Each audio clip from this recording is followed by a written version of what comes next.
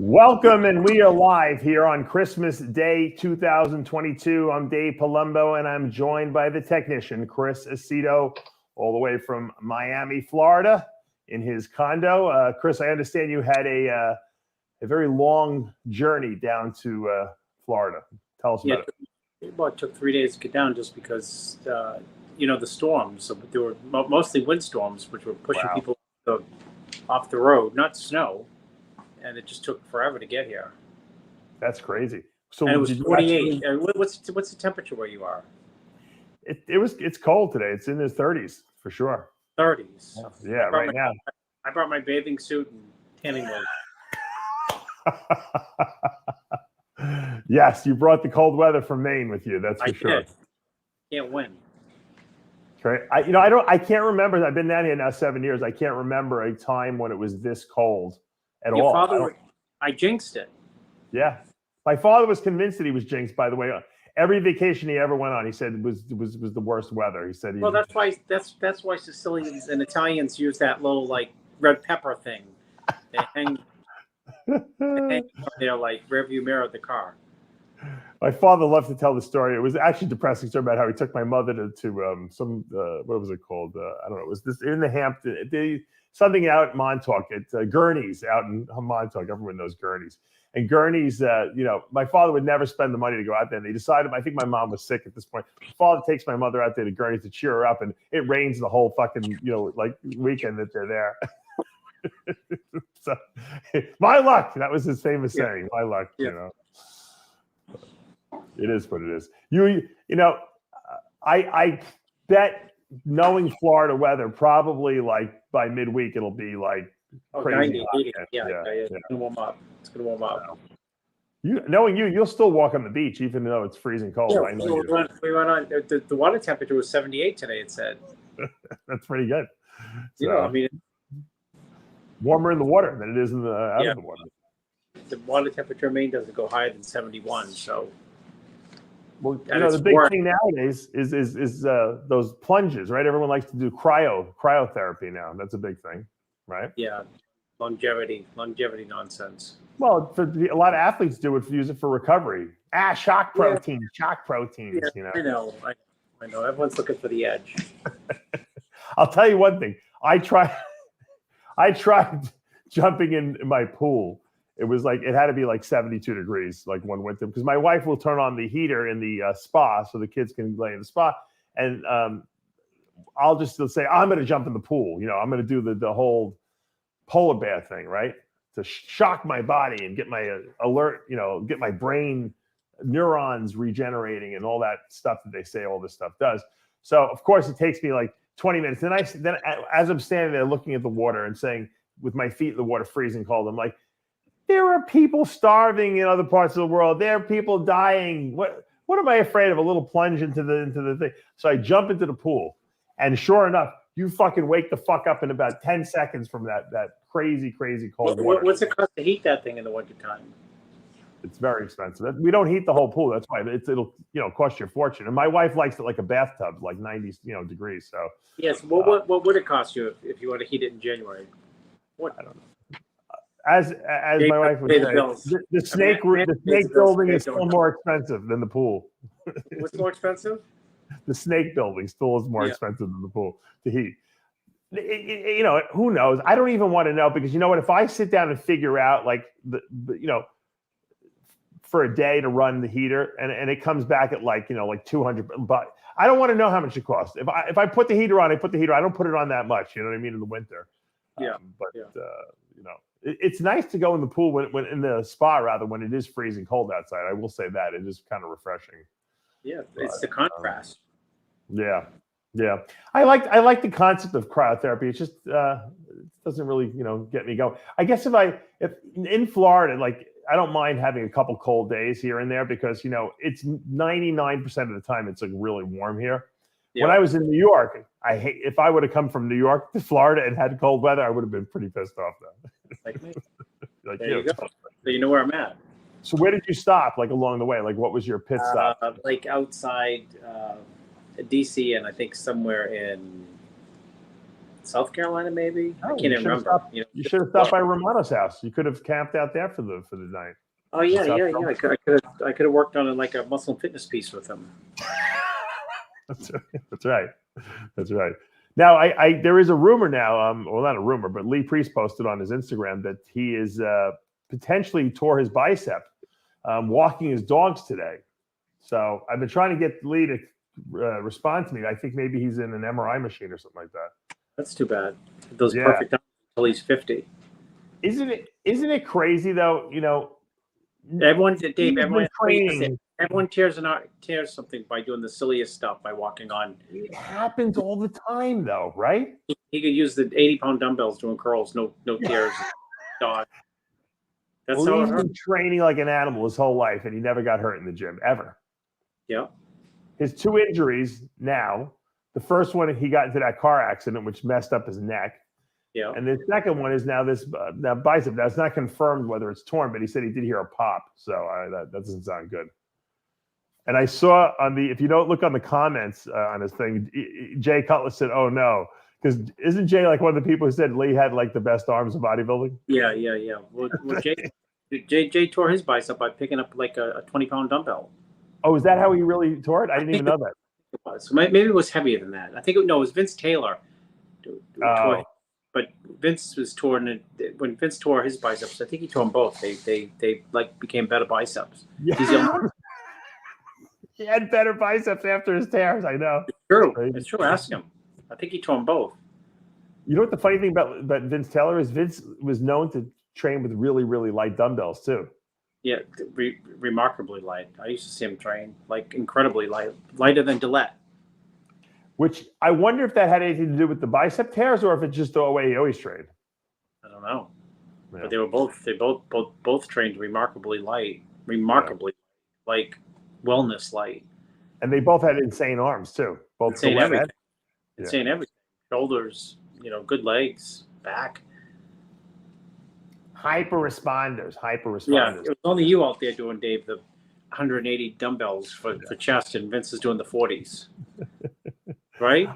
It's funny. I was talking to my friend Charlie Arms today, I think he's almost 80 now. And he was, he's complaining about all his problems, all his pains and aches and all this and torn stuff. And I was complaining about my foot. And he's like, are you an envelope pusher? Did you push the envelope? I said, he's like, I'm not talking about training hard, because most bodybuilders train hard, but did you push the envelope? I said, well, what do you mean, Charlie? I said, I was 320 pounds. I did lift a lot of weight. He said, well, you were an envelope pusher. That means when the normal person quits, you did another rep or two. I said, you did 5 more. Yeah. I said, that's the story of my whole life. He goes, that's why you're fucking falling apart, he said. Tell Charlie Arms you pushed the whole mailroom, not just one envelope. No, he said, but you know what? It's true. He said, people who push past what you should be doing get better results, but they pay the price later. Yeah. Did you talk, Dave, about the in one of your rants anywhere about the lighting and the music at the Olympia? I did not. Would you want to comment on that? Yeah, the lighting is terrible, and the music is worse, and it's like a Studio 54 sound factory. It's so loud that you can't concentrate. You know what? Someone else told me that it's so loud that it was obnoxious. Is that true? Well, the show is, the show, you don't need to create a show. You just have to light the show and let the show up. And the show is the bodybuilders. And the show is the first call out with Samson and Ramy and Derek and Hadi and, Brandon. That's the first call out. The audience will participate in it, but the audience can't even really participate because it's so deafening loud. I know, what's happening, Dave, is they're trying too hard to make a production. And I don't know what they're thinking about, but they're dragging in like nightclub production / rave production into a bodybuilding event. It does not work. I'll say it again. It does not work. It doesn't work. It's just like, between starting the show at 2 a.m. East Coast time, cutting the 2:12 down to 2 minutes, and having every possible figure, fitness, wellness, bikini division up there forever. Yeah. And when people are just about asleep, to wake them up for the men's finals, which is there'd be none of these divisions without the men's finals. Yeah. Add to that the whole music that is so loud, it's ridiculous, and the lighting, which is everywhere, and the lights coming from here and there and moving around, and the distracting stage. It would be like going to an art museum. You can appreciate the art if you look at it. You can appreciate the show if you look at it. But if you have pounding music in the background and lights shifting at the art museum 24/7, every second of the hour, it's just one big distraction. Well, if they would have passed out the ecstasy pills to everyone, I think no one would have complained. Yeah, then it would have made sense. Then it would have made sense, because you have to be on ecstasy to be able to balance out the frequency and the loudness of the music. It's insane that no one. You know why I'm saying it? Because no one. Saying it because no one has the balls to do the post that I did on Instagram and say, when I literally fell asleep waiting for the open to start. That was a very good post. In defense of you, Susie Blaylock, who, by the way, my good friend Susie, came out and she spent Christmas with us. She just left recently. Actually, we went out to eat. She brought gifts to the kids. She was there in the Olympia in the audience, and she's had actually put her iPhones in the noise canceling ones. The way you don't hear anything, because she said it was that bad on her eardrums. She said it was terrible. And the funny thing was that it was very low on the live cast. So when I was listening to the live stream, I could barely hear the audience at all. It was, I don't know what they probably shouldn't let people with arrhythmias or pacemakers into the What I'm sure people were complaining. I wonder why they didn't just turn it down a little bit. Did you like the DJ aspect of it? I thought the DJ was okay. I didn't like any of it. Yeah, it was a strange year. The press conference was weak. They got to revamp that. That's not working at all. Well, what I said was that what's working, Dave? You know what is working? What's working is the level of competition. That's what's working. Sure. And I can't draw too many more analogies than that. It's just as you can tell by my demeanor, it's just distracting from the show. The show is the athletes and to light the athletes. And that is it. The audience will take care, and the audience will appreciate, and the audience will clap, and the audience will come back next year when they see the best athletes, which they did get to see, under the best lighting, which they didn't get to see, under the best stage, which they didn't get to see. It's like they're over-trying on the stage. And I know they don't want to hear that, but that's the truth. And I'm sure everyone. The lighting was not good. The lighting was not good. I agree with you on that. It's like the lighting. Look at the lighting I have here in my condo. It's terrible. It's probably, if I flick the light on a million times, on and off, probably. You could give yourself a seizure from all the flashing lights, right? It's crazy. So I wanted to get that off my chest, and then I probably should address the Washington Post nonsense too. Yeah, we'll get to that in a second. As far as the press conference goes, I think that the solution to that, and I did that in my little rant over the weekend when I at the Olympia, was why don't they just have the press ask press questions? Isn't that what the press conference is all about? It's a press conference, right? The press should be asking the questions, not someone on stage with a microphone, and not the athletes should all be out there, and then let the press ask what they want, and I think that would be the way to do it. Just like when a president has a press conference, he'll give his little speech, and then he opens it to the press, so the press can ask him questions. Well, it's forced. It's a forced event, meaning it's not a press conference. I like Bob, and I think Bob does a great job as an MC, but Bob asks all the questions, so of course it's not a press conference. No, it's Bob interviewing these guys. Yeah. Yeah, and Bob, has to come up with they're not impromptu questions. No. And they shouldn't be impromptu questions, but he's got to figure out, okay, what am I going to ask Blessing? What am I going to ask Nick? Right. What am I going to ask Ramy? So he's got these in his head, and it doesn't work. And what else, they should probably include, as you said, the press, but include the fans too. Let 10 fans ask questions. I'll tell you. No, you know what it is? I'll tell you what it is. First of all, Bob shouldn't ask the questions, because then if Bob asks a question that irritates someone, then there's already like a sense of like combat up there. Bob should be neutral. So Bob should just be the MC like he is. And the press, like RX Muscle, whoever, Generation Iron, MD, I don't know, who's ever chosen to be the press there, they should ask the questions. The audience shouldn't, because the audience is going to be afraid to ask questions. I don't think so. I think some people. I think it's going to turn into like, oh, I think you're awesome. One of those. I don't want to become like a cheer, like a pep rally. Yeah, I want questions. I want delving questions. Without the audience, we have no event. And that event, even though I don't think they charge for it, that event is extremely well attended. It's extremely well attended. And I think that some type of audience participation would be beneficial, because, without the audience, you don't have a prejudge. And without the audience, you don't have a finals. Without the audience, you don't have any prize money. So they're there. I got news for you. If you let the press come up with questions, 5 questions each ahead of time, it would be the best press conference of all. It would be the best press conference that could be manufactured, because look, let's face it. It's not, we're not hitting home runs here. You know what I mean? It's like, how many questions can you really ask, that are that interesting, that are going to elicit an answer that's so crazy? It's not really going to happen. It's not like you're asking Mike Tyson that we're going to knock the shit out of this guy at the fight. You're asking these guys questions based on, there's probably more so their social media posts. Hey, why did you say this about Blessing? Or Blessing, why did you say this about Nick Walker? I mean, that's the stuff really we want to know about at the press conference. I don't want to know, like, if Ramy thinks he's going to win the show. Of course he thinks he's going to win the show. He's Mr. Olympia, Yeah. The other part of it tries to be so inclusive. And I just remind people that, we do have different divisions, and that's great. It adds to the strength of the overall sport.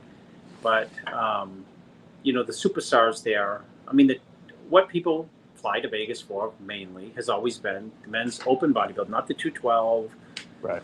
Not the figure, not the bikini, not even the classic, even though classic is growing. That's for darn sure. Maybe classic is, nipping at the butts, but of the open. But, you want to, you can't say each division, you shouldn't say, we got to be equitable and give each division its time, its allotted time, equal amount of allotted time, because people want to hear, what Ramy has to say, what Nick has to say, what Derek has to say, what Hadi has to say, Brandon, go all the way down the list. Yeah. And C-Bomb and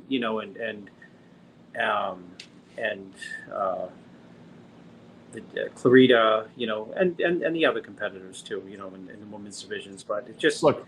I'll give you an example. Let me give you an example. And I didn't think about this. I wish I should have thought about it.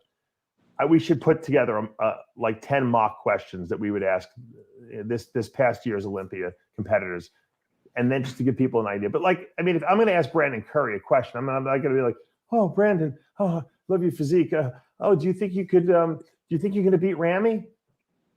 I'd be like, Brandon, how do you feel about the fact that not many people are picking you to beat Big Ramy? I mean, that's a question you ask. How do you feel about the fact that people are talking about guys like Nick Walker beating you? Yeah. That I want to hear what he thinks about that. Because he's not going to post about it on his social media. He's keeping quiet. But see, those are the questions you want to ask. Ramy, people are saying this is going to be a slam dunk win for you. I mean, is there a lot of pressure? When you have, I want to see how confident he is in his answer. Jay Cutler would say, I'm Mr. Olympia. Of course I'm going to win the show. I don't know what Ramy would say. That's why I would ask Ramy that question. So I think that rather than asking them open-ended questions about how the prep went and, how many grams of carbs he ate, I don't think anyone cares about that. Do you? No, I don't think so. That's just the way I feel about it. And, I think you're right. You're onto something. Yeah. Or how about, ask the 212 guy, how do you feel about the fact that the Miss Olympia is giving away more prize money than the 212 Olympia is getting. Oh, it's something to think about. Something to ask someone. How much did Bumstead win? I don't even know. Yeah. I mean, I didn't follow the prize money, but I mean, there's discrepancies there. There may be good reasons for discrepancies, right? But I mean, it's a good question to ask, regardless of they're good reasons or not. Nasser Al-Sabadi, how do you feel about the fact that people think that Big Ramy would destroy you on a bodybuilding stage with his size, mass, and overall structure?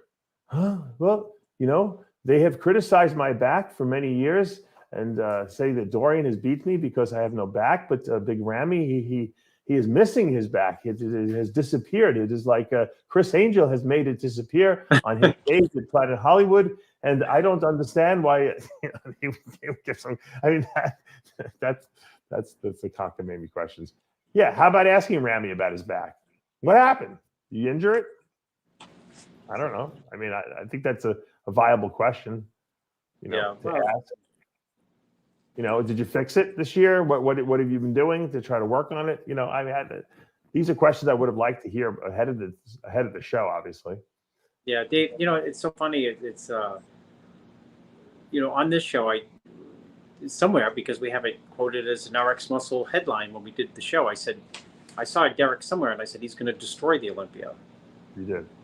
But I made a mistake. I said he's a better version of Hadi, and although I stand by that, he's a better pure shape guy than Hadi, but Hadi's just definitely has more density, maturity, ruggedness to his physique. I was thinking they're the same height, there's the kind of sort of like the same width, and I thought that when I called that Derek was a better version, I think I got bamboozled with his shape, because in real life Hadi was just too dense and too rock hard to. Well, what do you think? What do you? These guys are too much. What do you think of the fact that people were saying that Hadi from behind wasn't quite as dry and freaky looking, in his lower lats? Well, as like Derek Lunsford. Derek, from a pure bodybuilding standpoint, Derek has clearly best stance in the lineup. Oh, well, no, better front double bicep, better back double bicep. But there's more to the show than just the front double and the back double. When Derek came out, I thought he was going to win for sure, just because of that. The front double was like, wow, that's even more impressive than I thought it would look. The back double was about as impressive as it looked, I expected, because it's been crazy for years, but with the added leg size, or just not the whittled away leg size that he had running, by coming down to 212. He was so impressive on the front and back double. But Hadi, shows I think for a lot of people, they're not there in person. And I've made that mistake by handicapping shows by not being there in person. But in person, I thought it was, at no point as prejudging moron did I think Hadi was behind at all. It was a 1-point decision after prejudging, so it was close. Yeah, I know. Well, like I said, when the most impressive. Why did some judges have the Derek? Do you think? If you, just you were there. Front and back double, stand and relax, front and back double. Yeah. It's so impressive. And then Dave, the other reason, it's a great question, is the wow factor is those same judges have been looking at him as a whittled down bodybuilder at 212. I mean, he's always been gigantic, and he comes down to 212, and he's like, even last year, if you look at him, he's so depleted in 212 if you have a good eye. So if you're judging him as a 212 and you say, okay, this guy's the winner, and then you judge him the next year and you expect him to be improved, but he's like way bigger. Right. Maybe you'll have him first because you're like, wow, compared to, one, he's viable. He's right up there in the running for first, but also in terms of, have we seen this guy better? No, this is his best. So, I mean, it makes a big impact. You know what I mean? Does that make sense? Yeah. The difference. Okay, the difference. Here's the point. The difference between what he was 212 and this year is monumental. It's easy to push him into first. With Ramy, it was announced that he was going to be better than Coleman. And off camera, what I've been saying to you, Dave, so that I didn't get all the the death threats from people, is that when Ramy start talking about a weight, it's not going to work for him. I said he may be in trouble come showtime because the mentality is weight and better than Coleman. One, you're never not going to be better than Coleman. I don't think anyone is ever going to be better than Coleman. And let's say 98 Coleman, and then two, you're getting caught up in the weight. No matter how great you are, if you're a boxer and you're predicting which outside of Muhammad Ali, you're predicting what round you're going to take the guy out. There's a danger because if you don't take him out in that round, maybe you expend all your energy trying to take him out in that round.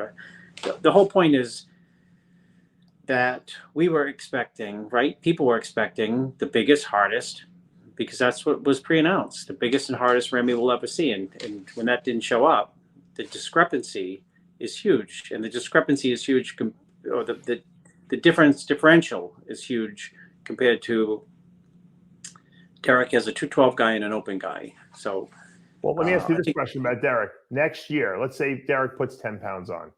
Okay. I think Hadi won this show because he was just bigger and his conditioning was pretty comparable. If Derek comes back 10 pounds bigger next year, which is absolutely possible, he's young, he's still growing. He put a tremendous amount of size on from last year to this year. I say he does it again. Does Hadi beat him next year at 10 pounds bigger? 10 pounds, no. 10 solid pounds, I'm talking. No. I don't think so. Now, no, but Hadi's not someone to take lightly because he's improved every single year since he blew onto that scene in Korea as a 212 guy, and people who's this guy, right? Yeah. I mean, people's minds were they saw pictures of him versus Jose and Flex, and they're like, gosh, who's this guy? No, I've never heard of him. Yeah. And then the very next year, I think 1 year later, he was in the Open Olympia, and it was first time 2019 third, and he. You could make a argument he could have possibly, won. And then the next 2 years, he flew in at the last minute, of course, but prejudgings didn't work out well for him. But for the finals the last 2 years, he's been phenomenal. Sure. Now, the caveat to that is, can Ramy, I mean, we've seen the video that Dennis James put up of Ramy like a week out. I mean, he looked really good. I'll put it up in a second. Can Ramy come back and win the show? I mean, was it just maybe a major bad game plan the last week of the show and things went wrong, or is Ramy done in your mind? I think he can probably win again. I would say he could probably win again, even with the lower back issue, because he was not at his best. He's not. That's something to really consider. He'd be done if he was at his best, right? Or if he was close to his best. So he was not at his best.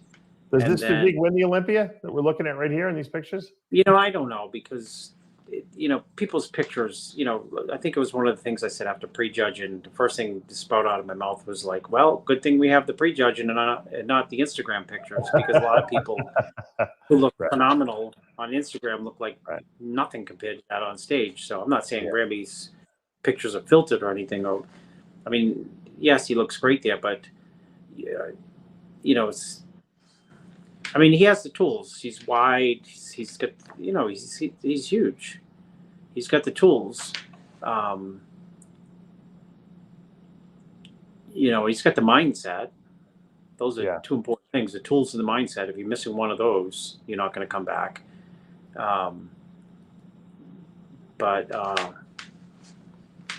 It was I'm sure a tough loss for him for sure. Well, what do you think went wrong? If you always seem to. I was there. He was flat and home model. That was the end of the story.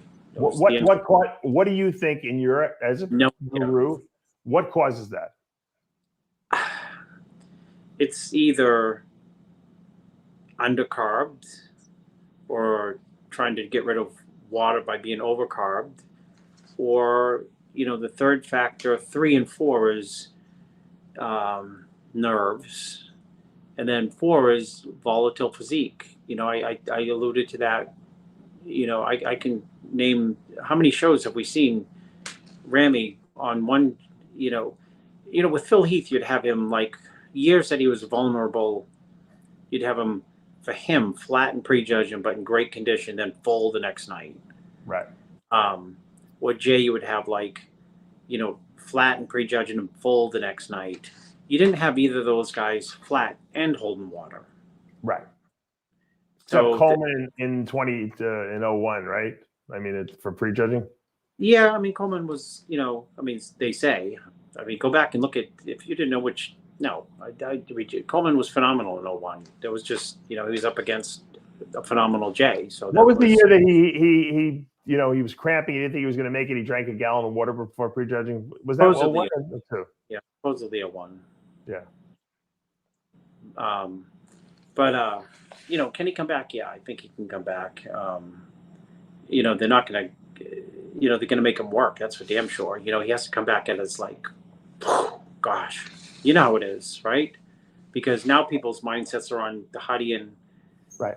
Yeah, but think about it. Is the problem if Ramy? Let's assume those pictures are accurate, okay, and they're not doctored up and they're not like filtered. Who's Chris here?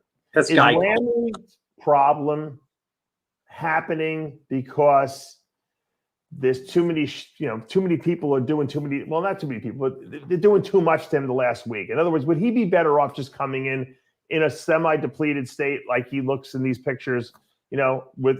With holding no water, it seems like this is a good look for him. He's so big.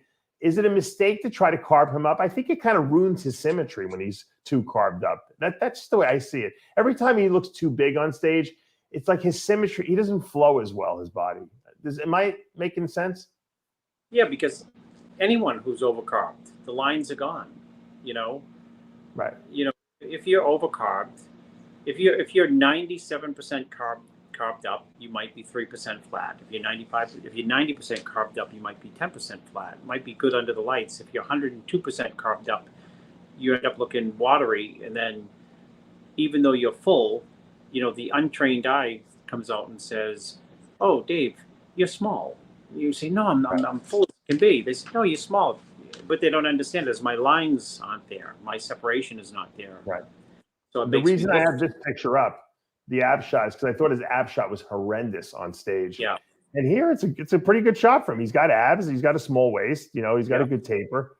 So something went really wrong. And I just think, and like I said, we don't know what was done. I think they fed him too much. That's really what my belief is. I think they felt, hey, he's in the best shape of his life. We can now fill him up like we couldn't fill him up in years past.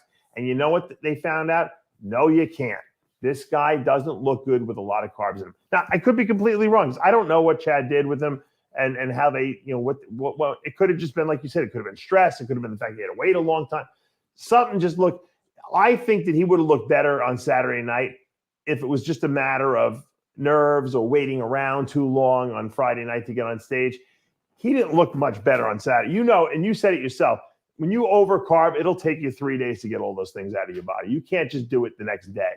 You can bang yourself with as many diuretics as you want. Once the muscle's got too much glycogen in it and the water is in the wrong place, it doesn't leave so quickly, especially not when you're a nervous wreck because you think you're going to lose the Olympia title. Yeah, I would say that, going into prejudging probably could rule out nerves just because when you win one Olympia title, it's you become a better bodybuilder usually because it supports your confidence. And then when you win two,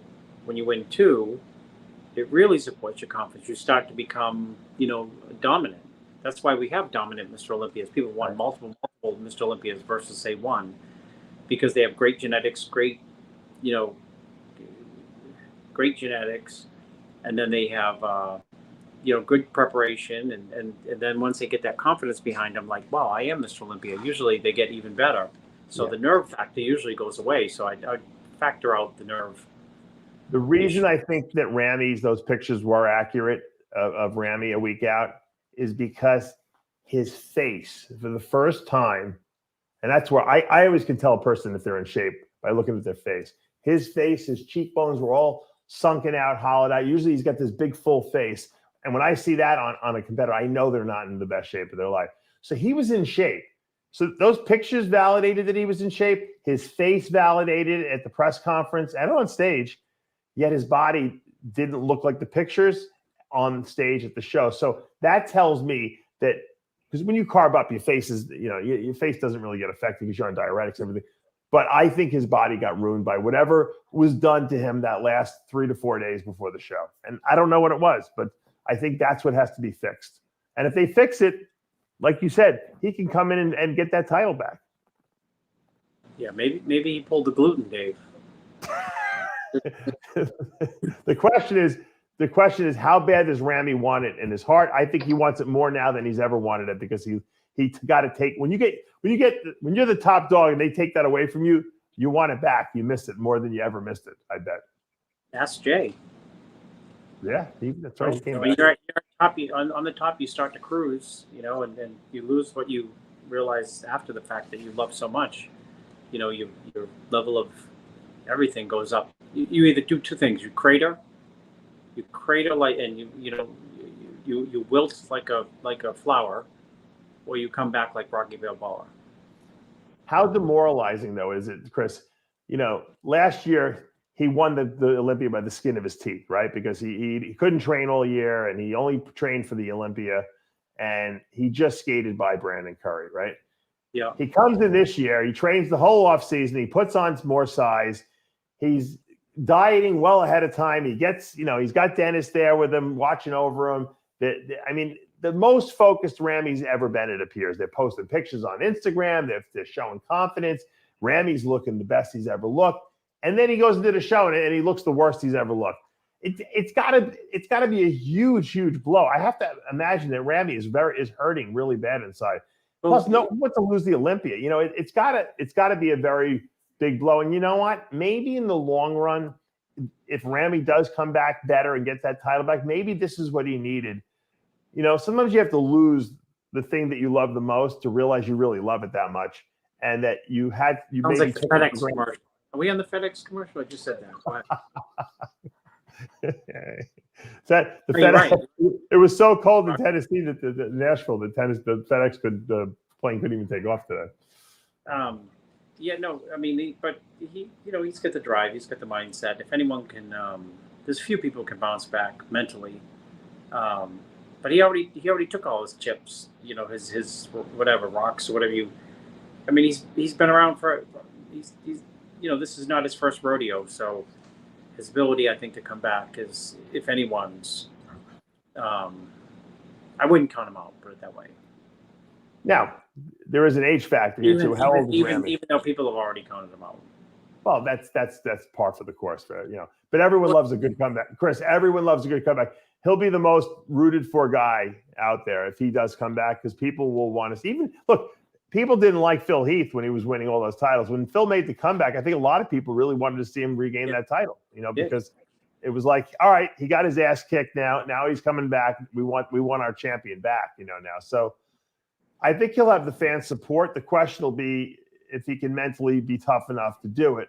And if his body can handle it at his age. Do you think that the age factor approaching 40 years old is taking its toll on Ramy or not? I mean, I think age counts. Age is important, but Roden did it at 43 and Kamal did it at 48. 48. Kamal never really. Kamal's been steadily going up. I don't think he ever dropped down, did he, at all? Well, I mean, they both had very young bodies, even though they were old. You know what I mean? Yeah. And they weren't. These guys were not. There's chronological age and anabolic age. Right. And Sean and Kamal are not anabolically old. In other words, no. They train for years without using anabolics. So I know people say, hard to believe, whatever. That's why Ronnie was like that too. Ronnie started very late with gear in his career. Yes, he did. That's why he went well into his 40s so well. Yeah. Well, that's why he improved like crazy in his late. You know what I mean? Yeah. After he turned pro. Yeah. Ty Green too. That's why he had Ty Green. Yes, Ty Green was gone training for years. We were always told, and it's absolutely true, that the longer you can hold out and the longer you can train naturally and get your body to its basically plateau where it can't go any beyond that. I did that for my physique. I didn't have an Olympia level, structure, but I pushed my body as far as I can get it naturally. I couldn't go beyond like 218, and that was all my body would do. And so when I started taking gear, my body responded very rapidly because I had well-trained muscle. I knew how to eat. I knew how to train, and everything progressed at a more rapid rate. Unfortunately, a lot of guys get into the sport and they start taking gear right away. And by the time they hit the point where they should be making big strides, they're already kind of like burnt out on the gear. In other words, it's not really working the way it needs to. So they keep doing more and more and more, higher and higher dosages. And you know what happens, Chris. There's a diminishing return. You don't keep getting more and more muscle growth. You level off after a while, and you're just wasting your money essentially, and you're unnecessarily toxifying your body, for no reason. 100% agree. But yeah, I think Ramy I think he can come back and win that title back again, only because he's so big. I think that he, if he was like the same size as like Hottie and Derek and I think he'd have a tougher time, but I think he still has a lot of wow to his physique. But if he doesn't bring the wow to the stage, he looks, every weakness he has, gets made to look worse, and I think, yes, his back lats are a little retracted, but in the pictures I showed you on Dennis James' site, even though they were a little high, he was dry and everything like that. His waist looked small, so they looked fine. Yes, does he have some scooped out little, dents in his quads? Yeah, but they're not going to, it's not like his legs are small. He just has like a little divot in his leg, a big deal, these are not things that are going to prevent him from winning the Olympia, but we'll pick them out and we'll criticize them more when we see that he's not in the best shape of his life and when his physique doesn't look good. And that's what happened, I think. Yeah, no, I agree with you. I mean, everyone, if Hottie's off, you'll see things that you didn't see before. Yeah. Weaknesses, or if Derek's off, Derek was always off as a 212 guy because he was too small. Yep. Yeah. People who didn't see photos of him running into the show, a 212 show, would not know that he's a superstar because you'd see glaring weaknesses come the day of the show. Not glaring, but you would see vulnerabilities. So bringing his body down so much, you'd see weaknesses. Even if the condition, like I think it was 19, his condition was unbelievable, but he was so small for his, it's not till you see him at his best. So it's the same thing with, Ramy, when he's off, meaning not at his best, you're going to see weaknesses. You're going to see weaknesses on anyone almost when they're not at their best. Yeah. Let me ask, a question came in on our Instagram. If Ramy were to call you up, and he called you anyway because you guys are friends and you worked with him before and said, hey, Chris, I'd like you to work with me for next year's Olympia. I want to try something different. Would you take him back? Would you work with him? Do you think that I don't know. I have to think about that, actually. I'm not a trophy chaser. I'm not a superstar chaser. Right. Well, if he came to you, I'm saying you're not going to contact him. I know you better than that, but I'm saying if he asked you. I know. I'd have to think about it. Okay. Think of it as good for. It'd have to be good for me, and that's be good for me like here, and good for him in the same spot there. Right. Remember when I first met him, I told him, no one on earth would say this. No contest prep guy said, it's taking time. You're doing great. Stick with who you're working with. That was 2015. Right. You look great. It takes time. Doesn't happen overnight. Stick with who you're working with. Everyone else would say, I'll take you. I'll take you and I'll post it everywhere else on Facebook, Instagram. Right. Leverage it up to charge, NPC guys $60,000 for contest prep. That's the way it works. Well, but you know what's going to happen. He's going to call you up, and Ramy's such a nice guy. He's going to be like, "Oh, Mr. Chris, I would like to work with you again. I feel very comfortable in you don't do anything excessive, and I trust your judgment, and I looked great when I worked with you, and will you work with me?" I mean, what do you say? You can't say no to Ramy. I mean, come on. You're going to say no to that? Let me give you a call back. Do the excuse right now. Then you're going to call me and say, Ramy called me. I'm going to like, work with him. Come on. I know, Dave. You know me. I'd call you right now. I'd text you right away. You'll be like, guess who called me? He wants to work with me. I'll be like, Ramy. He'll be like, yep. Dave, you know all my secrets. I'm surprised both didn't call you, Dave, about my secrets. Can you imagine? It's thank God your son's in college. You can give Ramy his room, for the last 6 weeks when you have to babysit him. Yeah. Ramy, you got to take the garbage out. There's chores to be done here if you're going to live at the house. Yeah. With me. Can't make Ramy will be driving the kids to school because Chris will be on the phone with, like the real estate people. Yeah. Can you imagine Ramy taking your kids up to the school, your little ones walking them up to the elementary school. Pretty funny. We'd love him, though. He's a lovable guy. No, he is. Well, you sent those pictures, where he was hugging your kid, your son. The best. And, those are iconic. Really, I know. For me, at least, because I said last week, my 17-year-old said he went and we saw everyone who's anyone. And when we get to Ramy, I'd cut all the lines, and we just we observe people, and he asked me, quote, why is he so genuine with strangers? I just said, that's him. Right.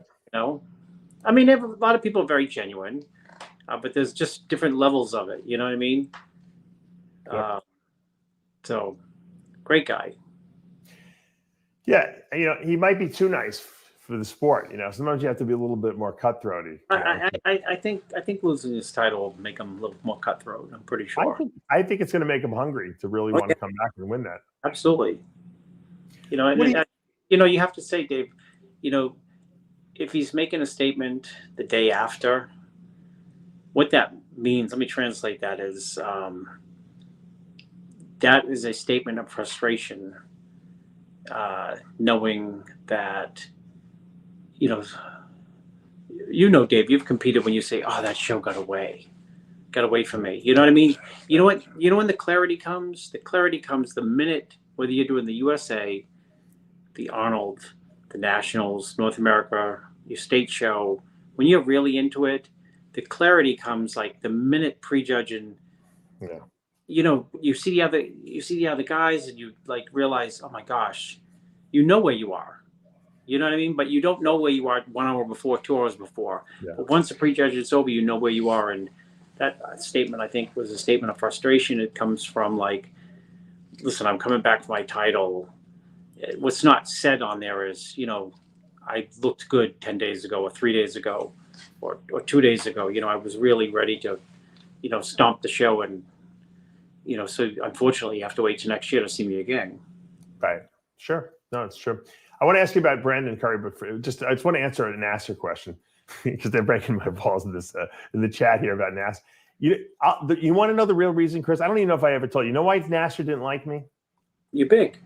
No, that was educated, intelligent thing. No, I had a mutual friend. I asked one of my friends who knew Nasser, and I had never met Nasser. I said, Nasser's, Nasser had massive calves. I don't know if anyone ever really took a good look at Nasser's calves, because everyone knows Dorian had the best calves of all time, right? But on that Olympia stage, but Nasser had really freaky calves in person. If you saw him, they were nuts. So I said to my friend Josh, I said, Nasser's got to put synthol on his calves. I said, they're huge.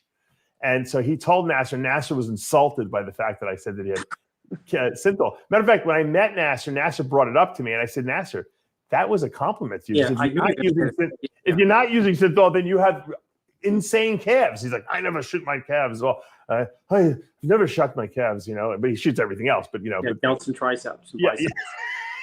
I said, so I really am complimenting you because they look that huge and freaky. So it kind of shut him up, but I think he's still in the back of his mind, like took it as like I was insulting him. Yeah, that Palumbo is an insult, is cretin, and he thinks he is smart, but I do not inject my calves, as he's like popping every other body part. Yeah. simple, So I don't know. That's the real reason. It's a compliment to be disliked by one of the best bodybuilders. Well, you can't even get your pro card. Right, exactly. All right, putting that aside, Brandon Curry. If you're advising Brandon Curry says to you, "I don't want you to coach me, Chris, but I got to ask you a question. What do you think I did wrong? Why didn't I win this Olympia?" What do you tell Brandon Curry?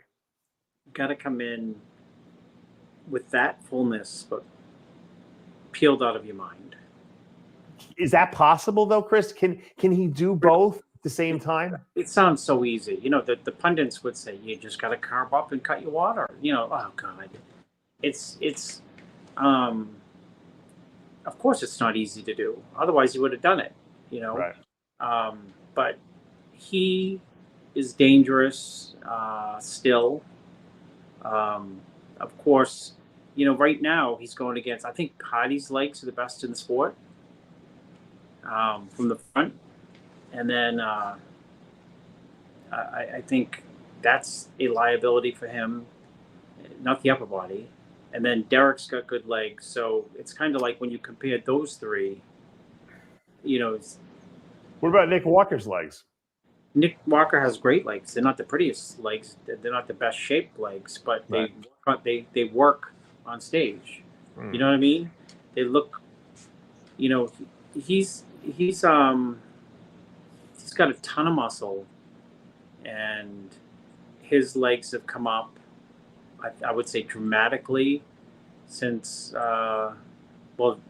radically since he turned pro, because they were like funny looking, they were weird looking. So he's, he had the hams when he first came up, turned pro, and the glutes, but now he's added, thickness to the quads. I think he's got some crazy looking legs. Yeah. Yeah.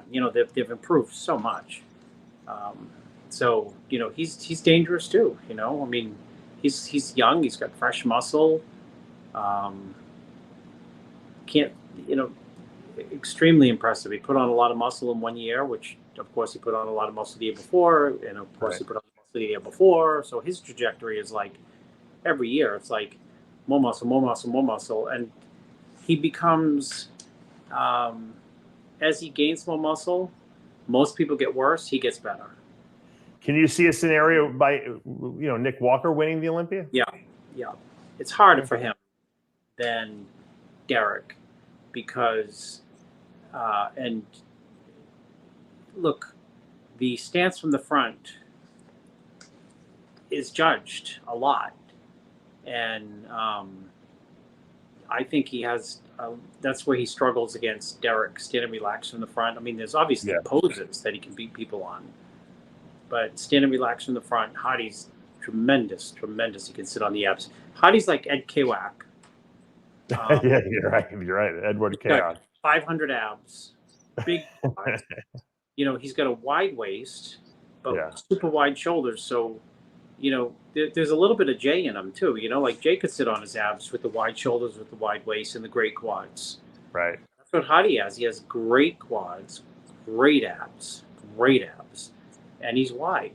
So it's, the stance from the front is, judged a lot subconsciously. You're in the judging panel. You look down, look up. Okay, you're judging, and the guys are standing there. And you're like, okay, I want to see Hardy, and in your mind, whether you know it or not, the guy standing relaxed who looks the best is Hardy. At least at this show, even though Derek looked insane standing relaxed, and so did Nick look good, but Samson looked phenomenal standing relaxed. I mean, you can't understate the standing relaxed pose. Yeah, but I did a rant, and the bottom line is, Chris, the judges judge what's up on that stage on that day, not on what people look like or should look like or what they look like on Instagram. They just judge what's there. And Hardy was the best bodybuilder at that show. Does it mean that he's the best bodybuilder in the world? No. It means he was the best bodybuilder in the world on that night, which is the most important night. It's like the Super Bowl. You win the Super Bowl, you're the best football team in the world for that night. That's it. The next day, that's not the case anymore. And so Hardy brought it on the right day at the right time, and all the stars aligned themselves. Now, the question is, does a Brandon Curry come back better? Like you said, does he come in drier and harder and a little, with the same fullness? Can he do it? I don't know. Does Nick Walker put on more size and outmass these guys? Does Ramy come back and bring the look that he had a week out from the show and regain his title? Does Derek Lunsford put on 10 pounds and put everyone behind him, in his rearview mirror because he's just that good? These are all storylines that, that we're going to find out. I mean, does Hunter Labrada figure out what's going wrong with him, on the stage, because, he was a big disappointment. I think he was the biggest disappointment of the entire show. What do you say? Yeah, I said that in the prejudge and wrap up. I didn't, he had a following coming in. People were talking about him coming in. And of all the names, quote, names coming in, he was the one that you would say, like not hitting it today, not hitting it in prejudging, not hitting it in finals. He got good call outs too, second call out, but in the middle, he essentially stayed there. Yeah. But they gave him the chance because he was fourth last year, and his physique just didn't get better. It got worse, if anything, I think. Yeah. No, without a doubt. What do you think's going wrong with him? Do you think didn't prejudge and everything? What? Everything went wrong. Everything. But what did you like? Was he too flat? Was he not hard enough? I mean, what was your critique of his physique? When you say everything, that just means like that's very broad. It because it means nothing was right. I'll tell you what was right with Andrew Jack is his fullness and muscle separation from the front. I can tell you what was wrong with him, but what was wrong with him? I lack of detail, finite, specific nuance detail from behind. Mm-hmm. I can tell you what was wrong with Crizzo. I can tell you what was wrong with. Well, tell us what was wrong with Crizzo. Flat from behind, no hamstrings from behind. Is that a lack of muscle, Chris, or is that lack of muscle? Let's differentiate, because Crizzo looked really good for the front, like you said. So he wasn't flat by any means. He was actually well carved, and I thought he was dry. I think he just didn't have enough muscle. I think that's your answer. Yeah, and Bonac was flat, so that's 9th. 8th was, these are people who was 8th? Andrew Jack, 7th, 6th. Yeah. Samson had nothing wrong with him. Well, he could have been a little harder from behind. Yeah, I think. Yeah, but that's really nitpicking. So that's why. Would you have had Samson in your top 6? Oh, top 5, rather. Top 5, I meant. Very dangerous. Samson is. Should Samson have beaten Ramy? I can see some judges having him ahead of Ramy. On that day, yeah. Yes. Yeah. Standing relaxed in the lineup, Samson looked like he was 6'6". His height is really an advantage for him. You're right. It really is. And Andrew. And side chest was like completely outrageous. Front double, completely outrageous. He's still got some weaknesses from behind, but when you can stand in the lineup and he's a bigger guy than Derek. You know what I mean? Yeah.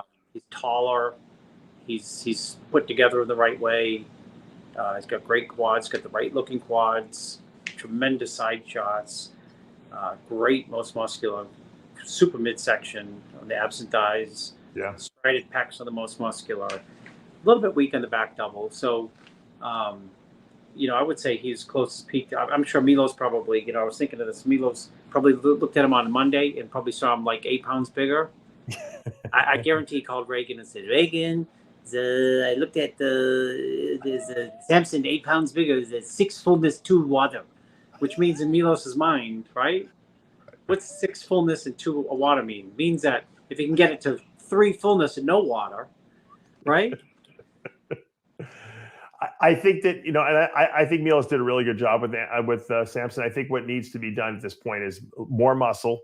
I know it sounds ridiculous because the guy is huge, but he needs more muscle on his back, and then he needs to come in drier. I think if he would have come in harder, if Milos would have brought him down more to get him in the shape he needed to be in, I don't think he would have been as impressive physique-wise. I think he would have shriveled a little too much, and we would have said, he looks a little tall on stage. You're 100% right. He is the he has a lot of commonality with Sean Roden in 2012 when Sean came into the Olympia, just round as could be, and people were like, you got to be kidding me.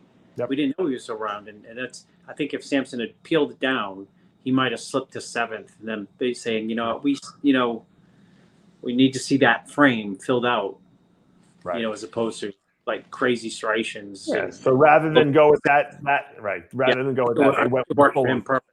I think it worked perfect.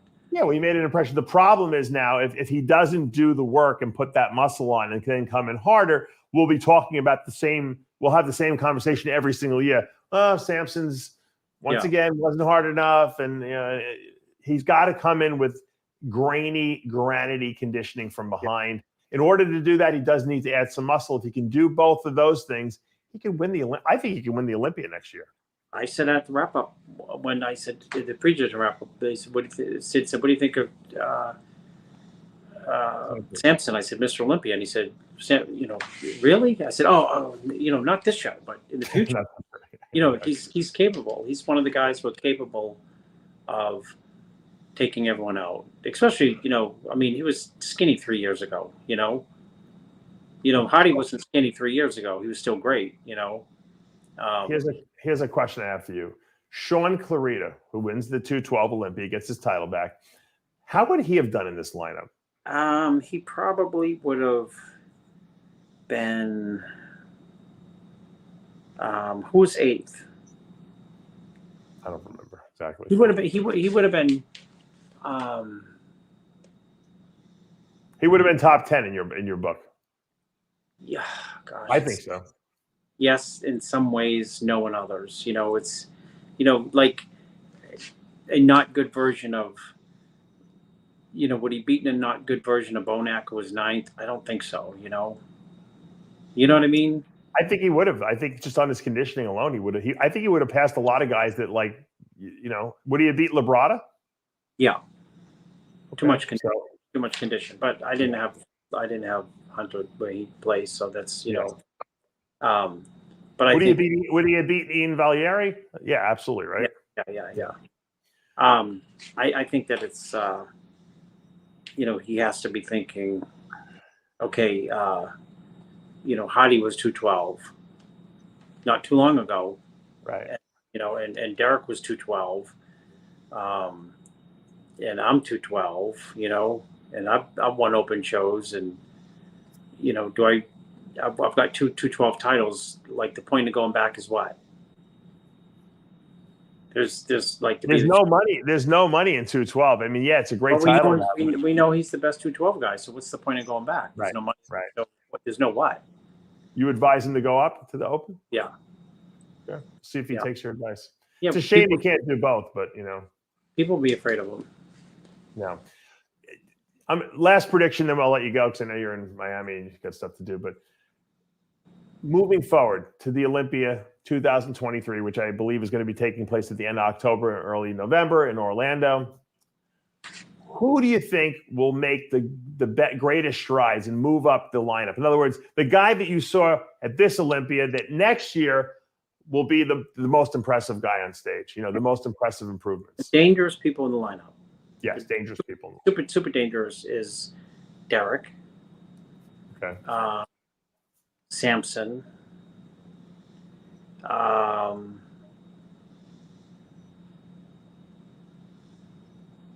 If he can put on 10 pounds, I think not super dangerous, but dangerous is Raphael. Rizzo, we can talk about him. Rizzo was the real deal. There's an imbalance in the hamstrings from behind because he's so big up top. Yep. Is it a Marcus Rulish like type of thing he's got going on? No, because his condition was really good.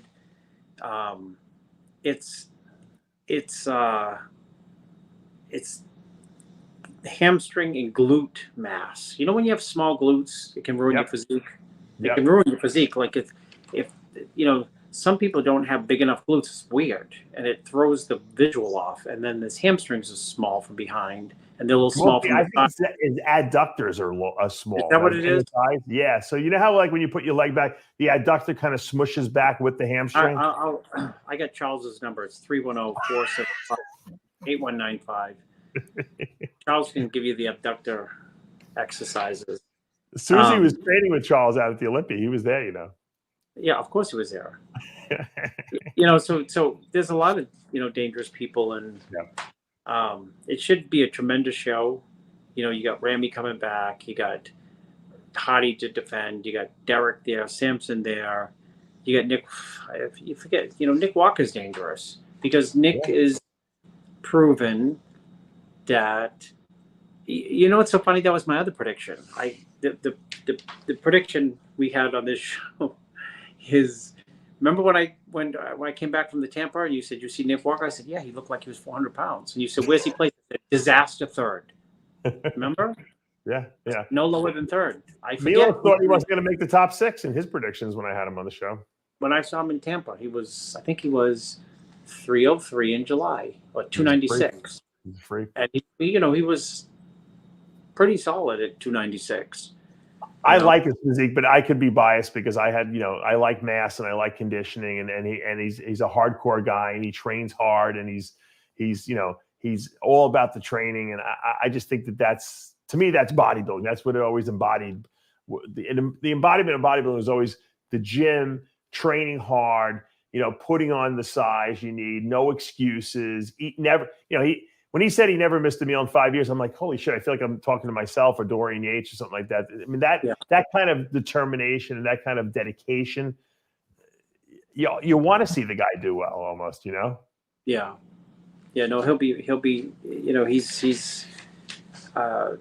can't be taken lightly. Those are, I mean, how many names are there? It's like 6 people who cannot be taken. I think it could be a really, really impressive Olympia next year. Well, it was just like this year. I mean, there was so many people and it was so deep, and people who didn't even make top 10 were phenomenal. I mean, there's guys like, it's not like Ann Value was miles off, but he was off, but I mean, just Crizzo was a little everyone had their little. The door is wide open now, Chris, because now that Mr. Olympia was unseated and and the Hardy's only been in there, this is only 1 year for him. The door is open. Anyone can win this Olympia next year. And I think that makes these guys train that much harder because they feel like they're not training against the guy who's unbeatable, Yeah. No, because when Coleman was, the irony, Dave, if you look back, when Coleman was winning, the only person who thought he could beat him was Jay, period. Yeah. And he did. And when Phil was winning with the streak, the only person who on that stage who thought he could beat him was Roden. And he did. Yeah. You know what I mean? And here, I think all these guys think that they can win the Mr. Olympia now, as opposed to, it's funny. And they can. That's the funny thing. They can. Yeah. Well, depending on who comes in at their best, Yeah, and the physiques are very different. I mean, Hardy's got his unique attributes, and Derek and Nick Walker and Ramy and Brandon and Crizzo and there's just so many people with all their unique, and Andrew Jack. The people with, a lot of tools who could, on any given day, at their best, pass a lot of people. Last question. I'm going to let you go. I know I said that before, but last question. I hear Samson Dauda has committed to doing the Arnold Classic. Nick Walker says he's not doing it. Good decision for Samson? I knew that would, if you asked me, I'd make that prediction. Great for Nick. I mean, great for Samson, because he needs the big win to be taken serious. I know the judges are taking him serious anyway, but if he comes in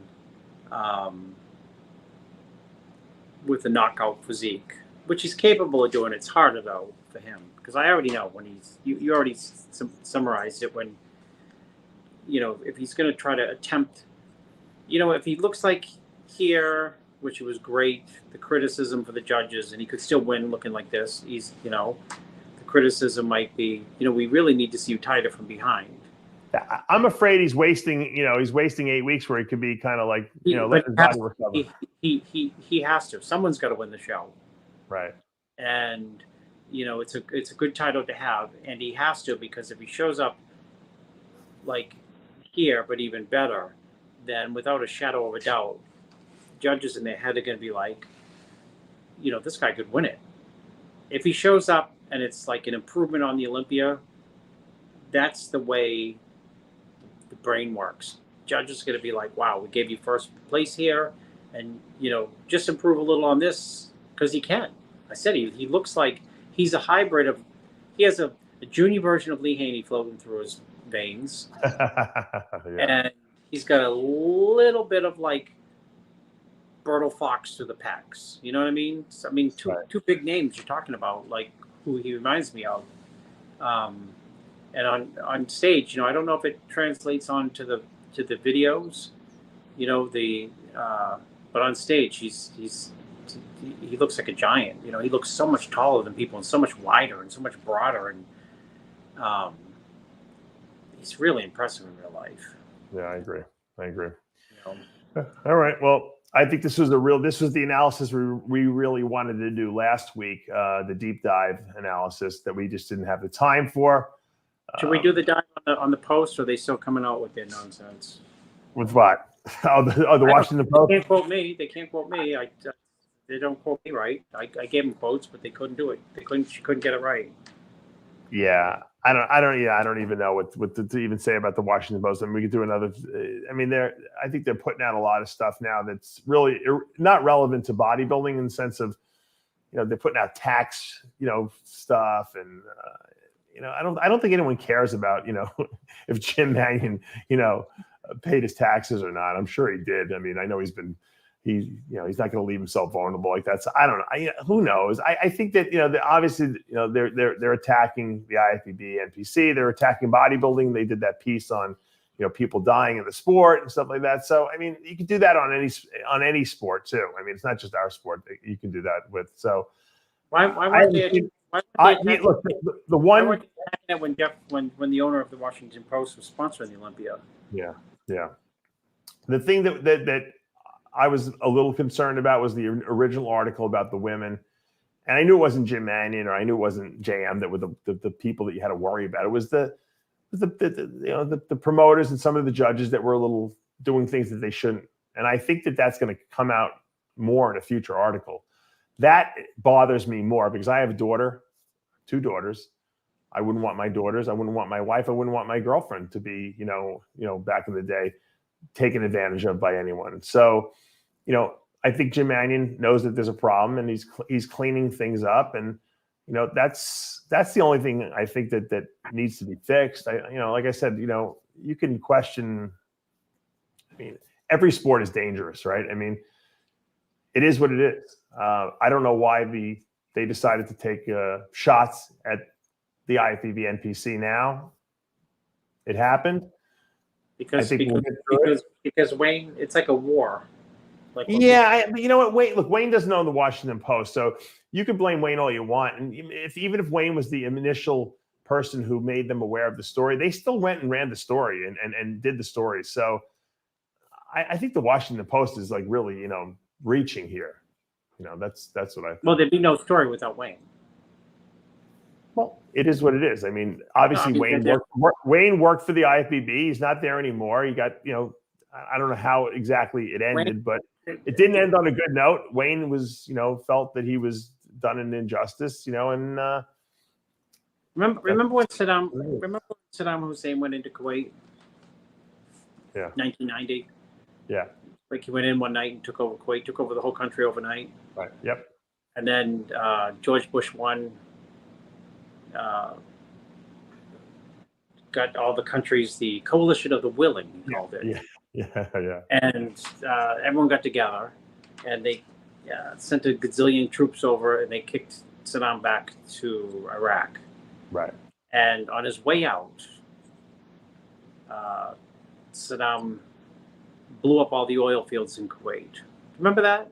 They just burned, scorched earth. Lit them on fire, yeah.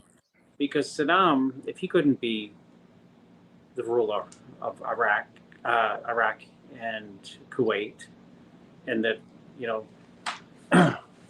guy in charge, the head guy, then no one could, right?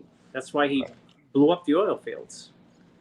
And if Wayne couldn't be in charge, which he was, and the man, then he blew up the oil fields. In other words, it's a scorched earth approach, and he's the feeder for all the talk, the reports, the innuendo, You know what? Though, at the end of the day, Chris, what I believe, at the end of the day, I think everyone's going to be cleared, or most of the people are going to be cleared, and the IFBB NPC is going to be fine. And you know what? The few things that maybe were not being done properly will be fixed. So for the bodybuilders and for the people who cover the sport, I think maybe it's a good thing. It did a little house cleaning. That's all. I don't think anything's going to change, except for some of the things that there was a little bit of impropriety in certain areas of the sport, specifically with regard to the women in the past. And you know what? That's just not acceptable anymore. And so, look, when Vince McMahon started the WBF and started giving out outrageous contracts, and Joe Weider had to raise his game. He had to start giving out the contracts too. He didn't want to lose all the bodybuilders. And Vince's organization folded after 2 years, and Joe was still the king. But you know what? It was better for the bodybuilders because the bodybuilders now had more opportunities to make money. And so at the end of the day, it's all about the bodybuilders. That's who we're for. I mean, we're bodybuilders. We competed in the past. We support the bodybuilders. And so anything that's going to make it better for the bodybuilders, I'm all in favor of. So that's just the way I feel about it. If you guys have your own opinions, put them in the comments below. We are out of time now. I want to thank Chris for taking time out of his little vacation. And I want to thank you all for joining us here on Christmas Day. And hopefully you guys had a great holiday if you celebrate. If not, hopefully you had a relaxing, peaceful weekend. And as we say every week here at Heavy Muscle Radio, with Heavy Muscle Radio, truth hurts. It sure does, guys. We'll see you again next week for our end of the year show, where we're going to wrap up all of 2022, and we'll be heading into 2000. I think we have the next show on New Year's Day, which is even better. So stay tuned till next week's show.